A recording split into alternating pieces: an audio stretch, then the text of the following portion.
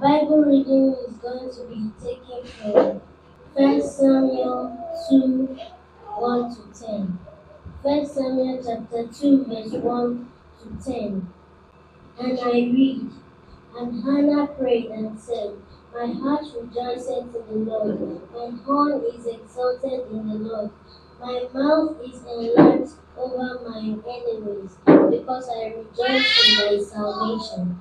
There is none holy as the Lord, for there is none beside thee. Neither is there any rock like our God.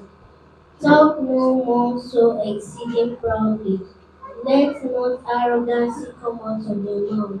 For the Lord is a God of knowledge, and by him actions are weighed.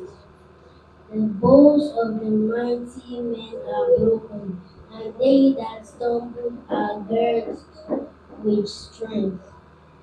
They that were full have hired out themselves for bread, and they that were hungry ceased, so that the barren had borne 7, and she that had many children is waxed feeble. The Lord killeth and maketh alive. He bringeth down to the grave, and bringeth up. The Lord maketh poor, and maketh rich. He bringeth low, and lifteth up. He raised up the poor out of the dust, and lifted up the beggar from the dunghill, to set them among princes, and to make them inherit the throne of glory. For the pillars of the earth are the Lord's, and he hath set the word upon them. He will keep the feet of his saints, and the wicked shall be silent in darkness. For by strength shall no man prevail. The adversaries of the Lord shall be broken to pieces. Out of heaven shall he thunder up upon them. The Lord shall judge the ends of the earth, and he shall give strength unto his king, and exalt the horn of his anointing. May God bless this Bible reading in Jesus' name. Amen. Nonsense. What is worship? He said worship is more than singing, but I've told you that worship is not singing. Worship has nothing to do with singing. Singing is only a form of worship. Singing is an act of worship. So, what is worship? I told you the meaning of worship. It means to surrender, to give up all. To give up all. To see him the way he is. To see him and relate with him based on who he is. You know, in the Old Testament, it is littered everywhere. People who saw the act of God, and then they will. The Bible says they worship. Did they sing? What was their own act of worship? Bowing. Don't you get it? They'll bow. Sometimes the Bible says they'll fall face down and worship. Did you get it? So worship has nothing to do with singing. Singing is only an act of worship. Singing is a way of worshiping. Are you there? Praying is a way of worshiping. Get it? Bowing is a way of worshiping. Lifting up your hands is a way of worshiping. So when we say intentional worship, then I want to ask you, how intentional are you in your worship? He says intentional worship, meaning deliberate worship, not voluntary worship. No. Neither is it involuntary worship. No. deliberate. It's not enough that you volunteered to worship, but you must be deliberate about it. You must be intentional. Oh man, let me tell you what this is. A hunter goes to the forest to hunt games. He is voluntary. Is that not? He went to the forest on his own, right? Was he forced to go? No. Did he lose his mind to go? No. But it's not enough for a hunter to go into the forest to hunt. He must shoot on target. The hunter must shoot on target, or else he could waste all his bullets in the forest and return back empty-handed. So when we say intentional worship, you are like that hunter who is targeting maybe a deer or an antelope or maybe a grass cutter. All right?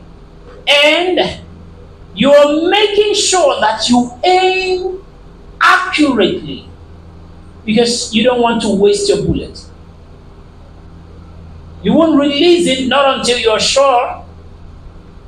Are you there? And eventually, when you release it, the animal is down. And you go home. How many bullets? 1. But an undeliberate hunter will waste 20 bullets without even shooting down a rabbit. So when we say intentional worship, for your worship to be intentional, you have to be deliberate. And how can you be deliberate in your worship? When it involves the totality of you. It has to involve the totality of you. You've got to prepare for it. For example, how many of you prayed today? How many of you spent about 30 minutes praying? Lord, help me to touch you where it amuses you the most. How many of you made that prayer? You. You don't just walk in here and you just sing, Lord, I'm amazed how you show me mercy. You're just singing. Remember, that's not your song. Somebody wrote it, and that person is talking to God according to how he relates with God. Now you want to sing that song. How deliberate are you with that song? How did you walk in here? Did you walk in here organized? Did you walk in here with the totality of you? Are your feet kept because you're in God's presence? Because you want to focus on target. Maybe by tomorrow I'll take us to another side of it. And that is the aspect of the prophet Elijah telling Elisha, if only you can see me go. He was saying, be intentional. That's what he's saying. Know why you're here. That's what he's saying. Because a little disconnect, you lose it. And you'll be stuck across the Jordan. A little disconnect, you'll be stuck. That's why a lot of people, their faithfulness has put them into trouble. You get it? Elisha was faithful. But had he not focused completely, 100%, it didn't take Elijah a second. The Bible says, a twinkle of an eye. A little move out of it, he would have been off. And he would have been stuck across the Jordan. So it's not enough that you're here. Your worship has got to be intentional. It has to involve the totality of you. The totality of you. Your mind, everybody together. As a matter of fact, you have to submit your problems and ask your problems to worship. Because everything worships. When God appears, everything worships. We're here tonight to touch God where it amuses Him the most, where He likes the most. That's why I'm here. I'm here to cause Yahweh to stand from His throne. That's why I'm here.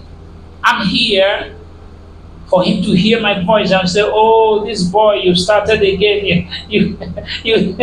Oh, why now? You started again. Stop now. Okay, what do you want?" That's why I'm here. That's what I'm charging you for. So that this week will be a week of revival, a week of miracles, a week of receiving solutions to your problems. In Jesus' name. Amen. Amen. Go on your knees. Look at that need or that situation that is stubborn. Just thank Him for it. I didn't say ask. Hey, Tisha! I didn't say tell Him about it. Thank Him for it.